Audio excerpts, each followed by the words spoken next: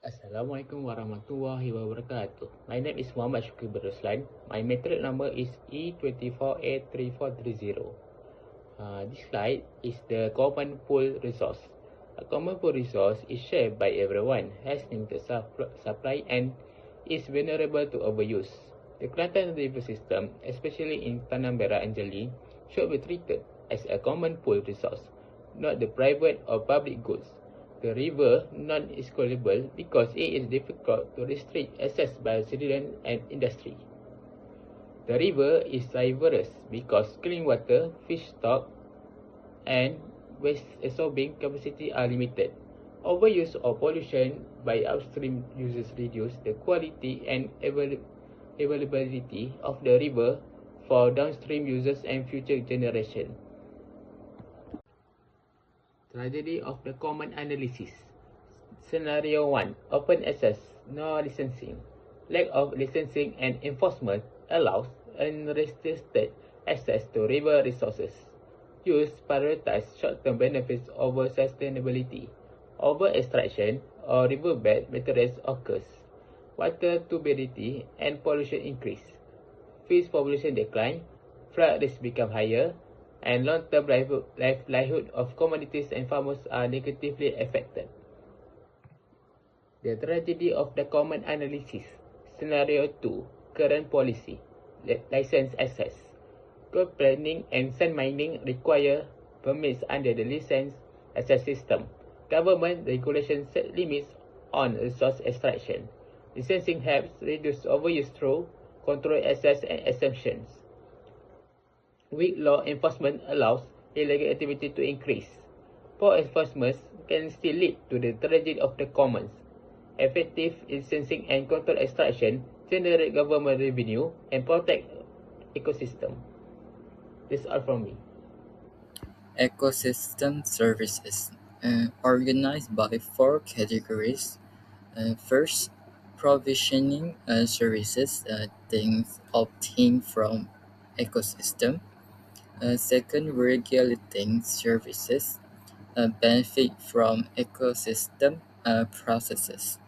Cultural services, non-material benefits. Fourth, supporting services, services that support other services. For ecosystem services. First, provisioning services. Rivers supply fresh water for daily and agricultural use. Clean water lowers treatment costs and health risk. Fish also provide food and small-scale income. River also supply sand and minor mineral resources. Overall, gold panning uh, thre- thre- threatens rivers provisioning services. Second, regulating services. Rivers naturally purify water through sedimentation and natural processes. Healthy rivers reduce the need for costly water treatment. River systems also help regulate floods during the monsoon season. Riverbed vegetation control erosions and stabilize soil. So overall, activities like coal panning weakens these regulating services. Third, cultural services. River provide recreational activities such as fishing and swimming. River-based activities support physical, mental, and social well-being. Rivers are closely linked to local culture and community identity. Natural river scenery also enhance aesthetic value and small-scale tourism. So overall, pollution and coal panning reduce cultural benefit of river. Fourth, supporting services. River provide habitat for fish and other aquatic organism. Healthy habitat support stable food webs and fish supply. River also enable nutrients cycling, like nitrogen and phos- phosphorus. Plants also and algae also support primary production and food chains. Overall, coal panning disrupts supporting services and long-term ecosystem health. Impact of coal panning in Kelantan consisting freshwater supply, second fish resources, third water purification, fourth flood control, fifth recreational use, sixth cultural use, seventh habitat for physical disturbance, and lastly nutrient cycling. Special consideration monsoon session. First, monsoon flooding effects. It increases sediments movement and turbidity, degrades water quality, and stresses treatment plants, worsen flooding due to weakened riverbanks. Second, seasonal impacts. Impact are stronger during the monsoon. It's higher sedimentation and flood risks occur, and increased health and safety risks for coal painters. Third, ecosystem recovery. Natural floods help flush sediments. Coal painting disrupt natural recovery, and high sediment loads slow ecosystem regeneration. I'm going to talk about test 3. First of all is open access outcome. Under open access, each painter earn 50 per day. Positive income encourage more people to enter. Around 250 painter extract about 125 grams per day, which is far above the sustainable limit of 50 painters. Now for inefficient and externalities. Open access is inefficient because penalty is ignore social and environmental costs. Water quality decline, fish habitat and damage and flood risk increase. This over-entry and over-exploitation demonstrate the tragedy of the common.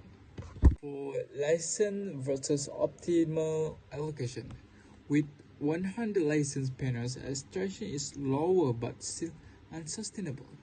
But the optimal is allocation is 5 panels, which is it stays within ecological limits to protect the ecosystem and maximize efficiency. This shows that access must be restricted to achieve efficiency and sustainable. Task 4 Republic Policy Recommendation 20%. Evaluation of currency policy using Ostrom design principle in the case of lesson gold plating in Kelantan review system. The principle of clearly defined boundary is only partial met.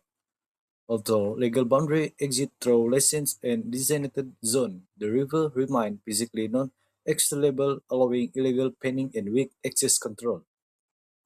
Next, the policy failed to achieve accuracy with local conditions, as around 100 lessons are issued despite the river ecological carrying capacity being limited to only 50 pender, resulting in environmental degradation.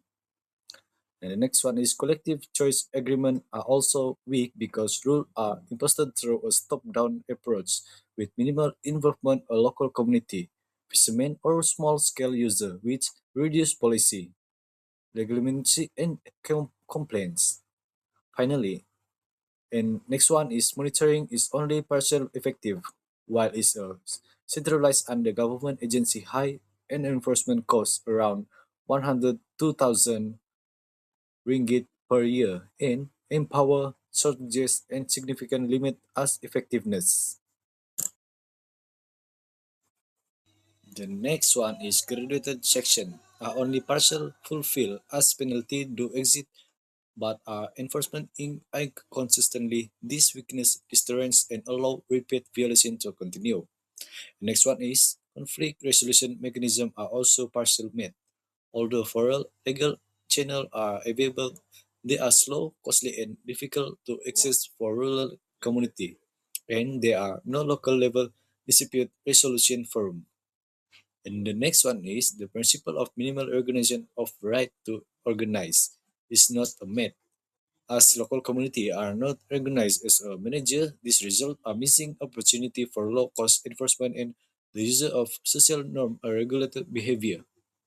And finally, nested enterprise are only partial effective, while federal, state, and local institutions are present with coordination or overlapping responsibility to reduce overall government effectiveness.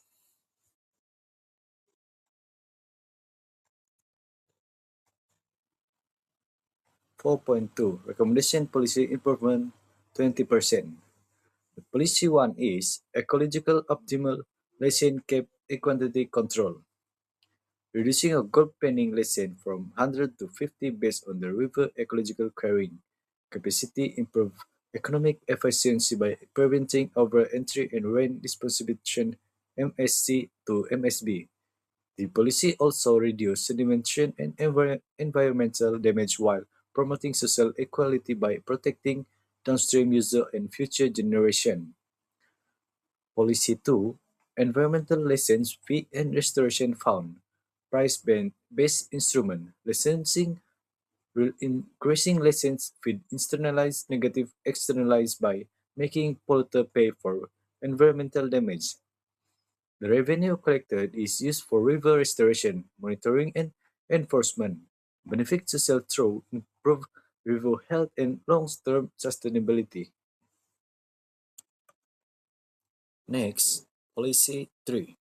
Community-based co-management collective governance. Involving local community and fishermen association in river management reduce monitoring costs and improve complaints. This approach strengthens social equality and foster a sense of local ownership over the resources. Eh, And the last one is integrated policy package recommended. An effective and sustainable river management strategy should combine a listen cap, quality control, environmental pricing to internalize, externalize, and community-based co-management to ensure community economic efficiency, environmental protection, and social equality.